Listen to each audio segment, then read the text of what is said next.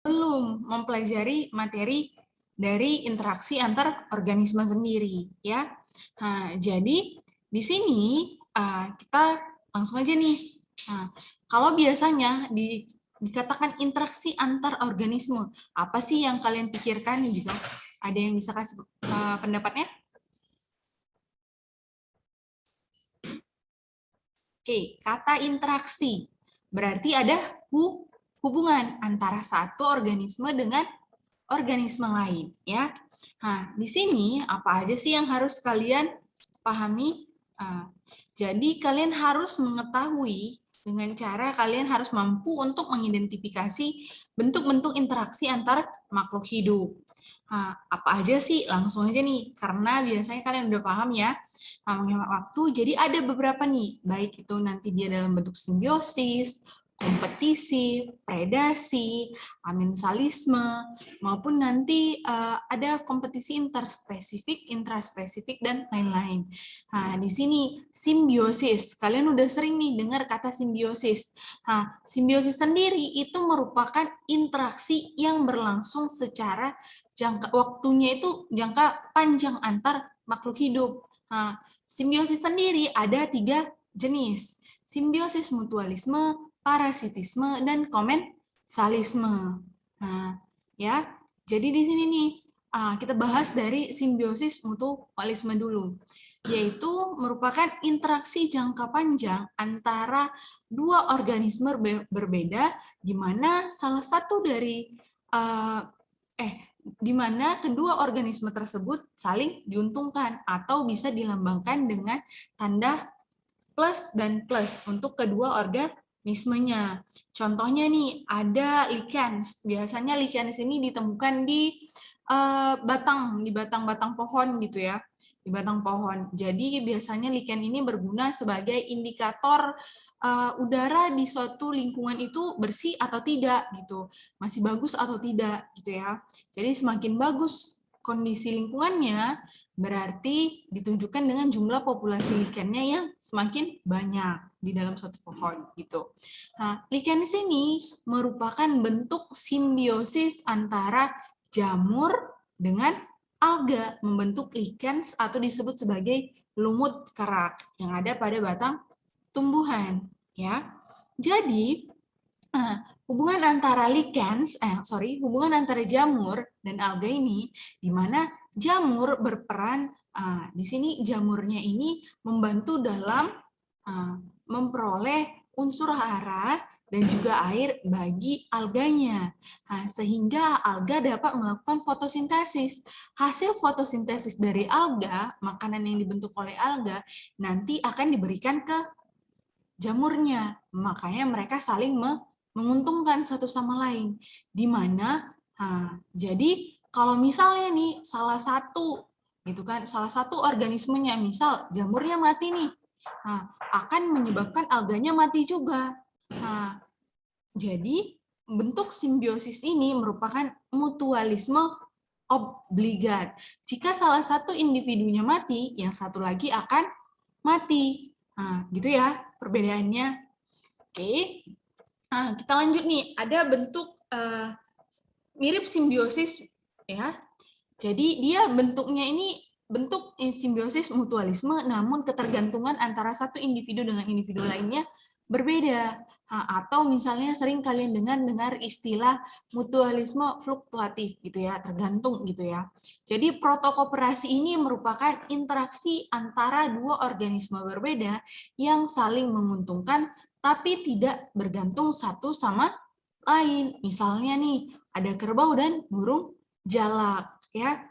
Jadi kerbau itu kan di tubuh kerbau biasanya banyak nih terdapat kutu. Jadi itu akan menyebabkan rasa gatal pada kerbaunya sendiri. Sedangkan jalak, kutu-kutu tadi itu bisa sebagai makanan untuk burung jalak. Jadi burung jalaknya mengkonsumsi kutu-kutu yang ada di tubuh kerbaunya, gitu ya nak. Jadi mereka saling menguntungkan. Namun bentuk interaksi antara kedua ini itu tidak saling berketergantungan. Maksudnya gimana, Miss? Jadi walaupun nanti misalnya nih burung jalaknya nggak menghinggapi atau nggak memakan kutu-kutu yang ada pada kerbau kerbaunya nggak akan mati, maupun sebaliknya. Nanti burung jalangnya pun bisa memperoleh makanan lain di kerbau lain, gitu ya. Tuh, itu contohnya. Kita lanjut nih. Kira-kira menurut kalian, ini Miss ada soal dikit mengenai perbedaan tadi. Kupu-kupu dapat tertarik pada satu atau beberapa jenis bunga karena nektarnya. Interaksi antara bunga dan kupu-kupu ini merupakan bentuk apa kira-kira? Yang A, simbiosis mutualisme atau protokooperasi. Ada yang tahu? B, Miss. B ya, protokooperasi. Kira-kira kenapa nih disebut sebagai protokooperasi? Karena nggak hanya kupu-kupu, Miss, yang menghinggapi bunga, karena ada lebah dan berbagai jenis, Miss. Ya, jadi bisa juga gitu alasannya, ataupun gini nih, jadi kupu-kupu itu bisa menghinggapi beberapa jenis bunga. Dia nggak hanya tergantung pada satu jenis bunga untuk mendapatkan nektar, sehingga dilihat nih bahwa tidak ada ketergantungan antara satu dengan yang lainnya, organisme satu dengan yang lainnya, sehingga menyebabkan salah satu organismenya atau kedua organismenya tadi dapat mati. Jadi disebut sebagai protokooperasi, gitu ya. Sedangkan kalau dia simbiosis mutualisme, kalau salah satu organismenya nih tidak hidup gitu atau mati, dia akan salah satu keduanya akan mati, gitu ya. Oke, kita lanjut. Oke, jadi kita lanjut ke bentuk simbiosis berikutnya, yaitu simbiosis komensalisme. Kalau disebutkan komensalisme, berarti interaksi antara dua spesies yang berbeda untuk memperoleh makanan atau manfaat. Nah, yang mana salah satu dari kedua organisme tersebut diuntungkan dan satunya lagi tidak terpengaruh. Di sini Miss ambil contohnya. Biasanya kalian mungkin sering nih lihat pohon, mungkin anggrek hutan nih. Anggrek hutan di pohon-pohon tinggi, misal di pohon sawit yang udah tinggi batangnya gitu ya. Nah, jadi anggrek hutan ini biasanya dia menghinggapi tumbuhan di pohon-pohon yang tinggi karena membantu dia dalam sebagai media tumbuhnya. Sedangkan pohon tingginya sendiri itu tidak dirugikan atau tidak terpengaruh karena ya dia nggak ada diambil unsur hara secara berlebihan atau gimana pun. Jadi dia termasuk ini satu diuntungkan dan satu lagi tidak dirugikan. Ataupun misal di sini Miss ada contoh, ada yang tahu ini gambar apa? Ini ikan apa? Ikan Nemo. Ikan Nemo atau ikan badut? Kalau yang ini?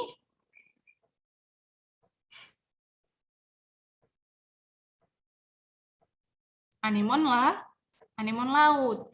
Jadi, anemon laut ini kan salah satu termasuk kelompok Cnidaria kan? Cnidaria yang memiliki kemampuan untuk menyengat mangsanya. Jadi, anemon laut ini gitu kan. Anemon laut ini sering nih bersembunyi ikan badut ini sering nih bersembunyi di dalam atau di sekeliling di daerah anemon laut untuk terhindar dari mangsa. Karena tadi anemon laut ini dapat mengeluarkan penyengat, sedangkan untuk ikan badut sendiri dia hanya berlindung di anemon laut sehingga tidak tersengat, gitu ya. Jadi ini merupakan salah satu bentuk komensalisme. Atau mungkin kalian pernah nggak lihat banyak nih kodok gitu kan, kodok yang menghinggapi pohon teratai, daun teratai.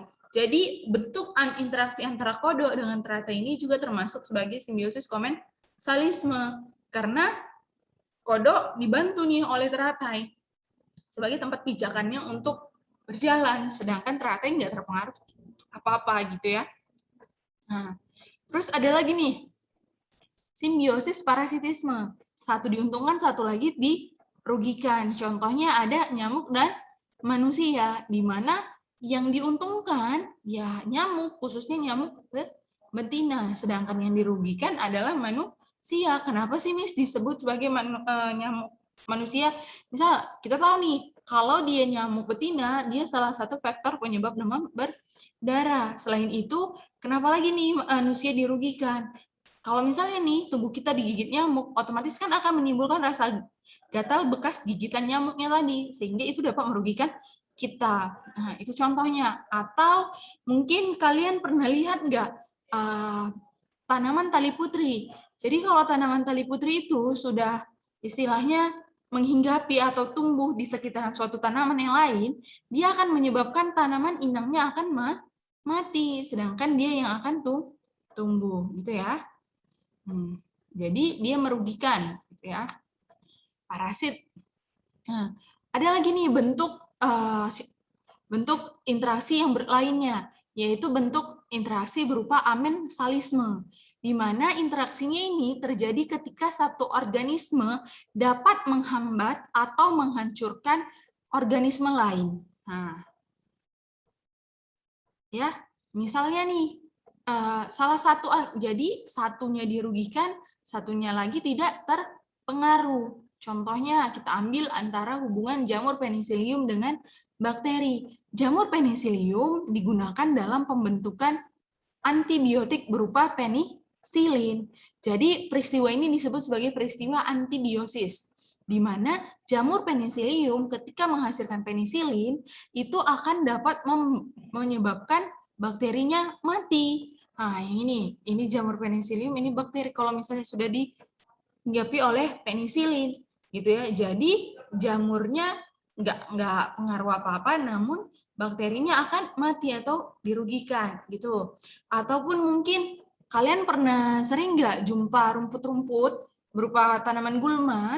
Nah, jadi biasanya kalau di tumbuhan, tanaman gulma ini memiliki zat yang bersifat aleopat. Maksudnya gimana, Miss, aleopat?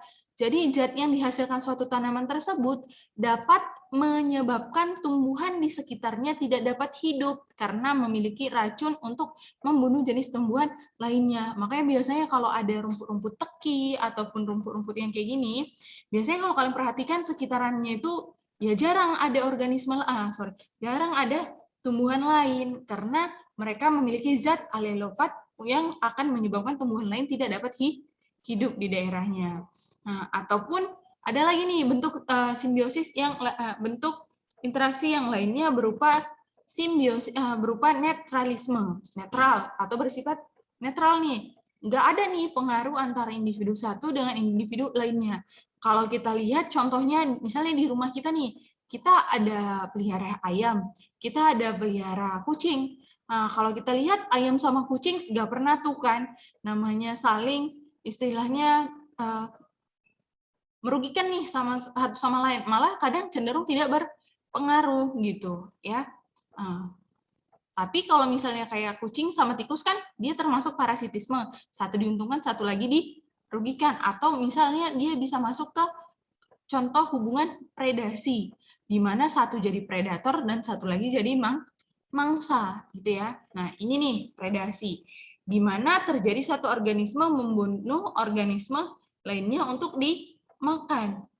Jadi ada nih dua organisme yang harus kalian pahami antara predator dan mangsa. Predator yaitu organisme yang memakan mangsa, sedangkan mangsa adalah organisme yang dimakan. Jadi kalau misalnya dibilang di sini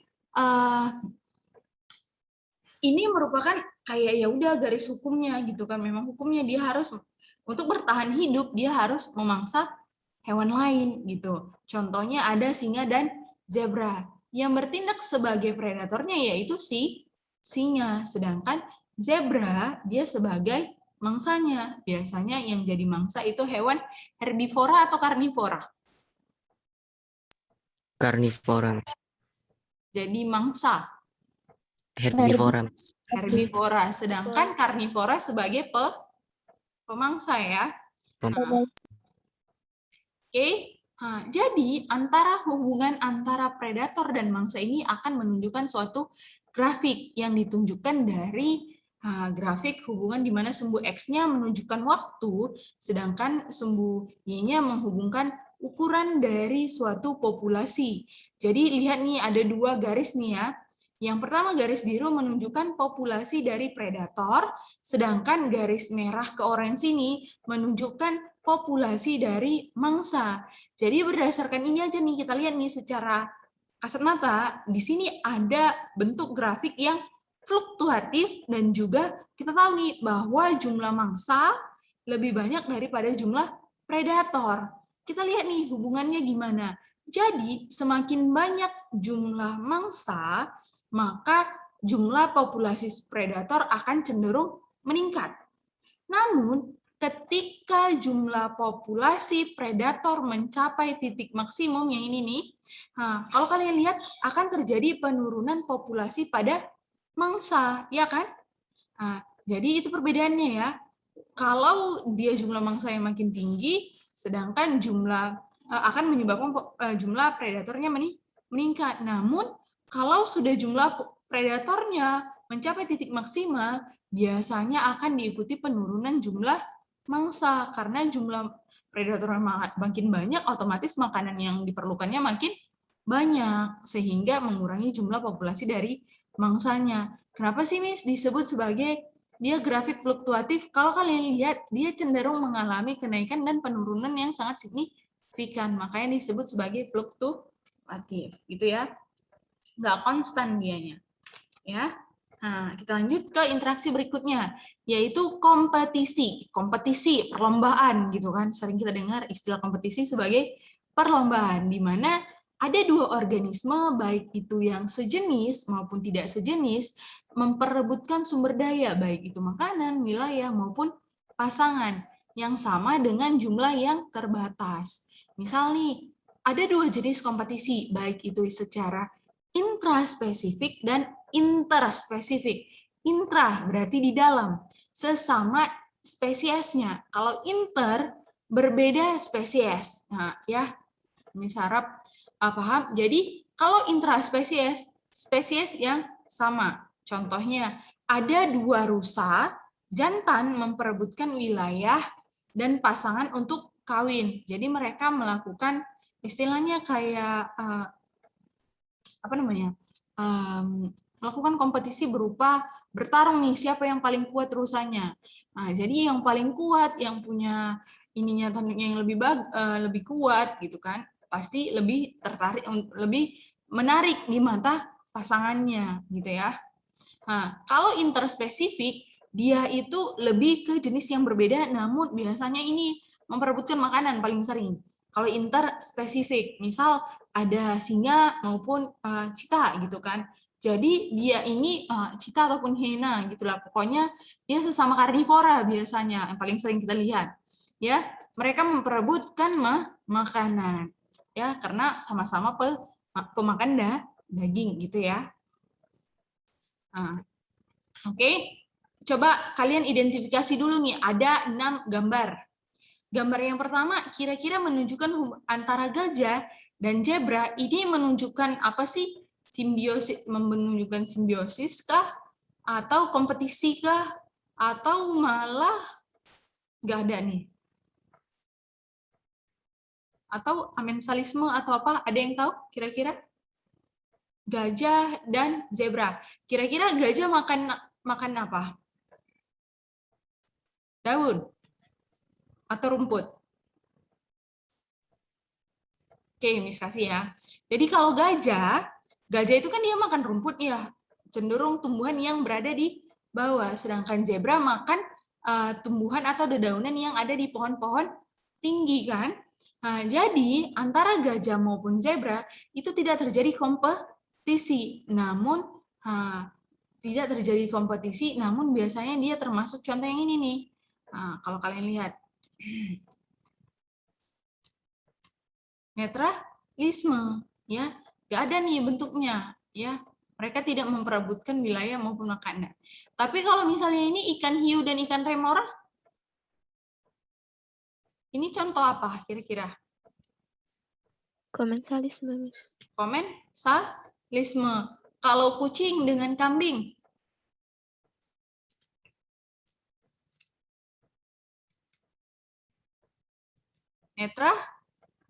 netralisme ya. Kalau rusa dengan harimau?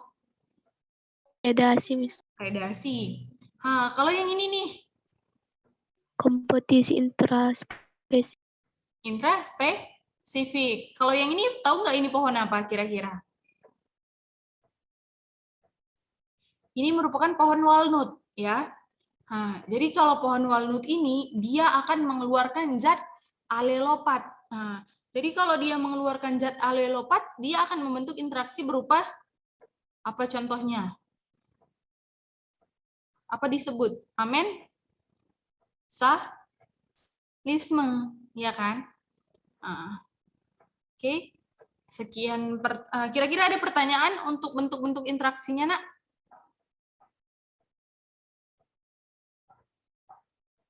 Ada? Ada kira-kira? Oke, nggak ada ya. Jadi, sekian pertemuan kita hari ini. Assalamualaikum warahmatullahi wabarakatuh. Waalaikumsalam warahmatullahi wabarakatuh, Miss.